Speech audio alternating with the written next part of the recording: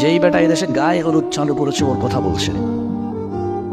1450 বছর আগে আল্লাহ নবী বলছে ওই বেটার কথা, যে বেটা বলতেছে যে বিয়ের মধ্যে গান বাজনা বাজা দেবে, মলেকা বানুর বিয়া গো কি জানি এরপরে বিয়ের বাজনা বাজে।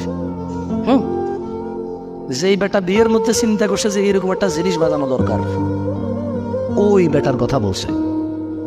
যেই বেটা বলছে বিয়ের মধ্যে ছেলে পক্ষ মেয়ের বাড়িতে আসবে কুলা ধান হলুদ মরিচ নিয়া, যে বেড়ির বিয়ে করবো ওই বেড়ি সহ ওই বেড়ির বোন যত আছে চাচতো মামাতো আলাতো পাড়াতো চাচাতো খালাতো ফুফাতো সব বেড়িরে ওই যে বেটা বিয়ে করবো ওই বেটার বন্ধু বান্ধব মিলা খুরুত লেগে দিবে।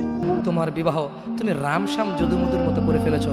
যুবক তুমি কেন কবুল করে বিয়ে পড়ো আমার তো বুঝে আসে না। বাবা আপনি কেন আপনার ছেলেকে কবুল পড়িয়ে বিয়ে দিচ্ছেন আমার বুঝে আসে না। ভাই আপনি কেন আপনার মেয়েকে কবুল পড়িয়ে বিয়ে দিচ্ছেন আমার বুঝে আসে না।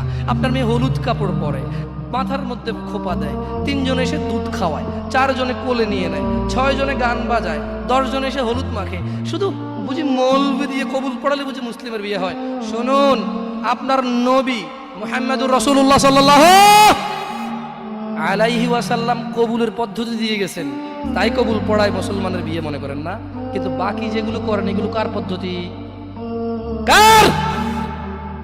মিথ্যা কথা বলবেন না। হুজুর ডেকে খুতবা পড়ে কবুল পড়ে বিয়ে কার পদ্ধতি? আল্লাহ নবীর। এই গান কার পদ্ধতি?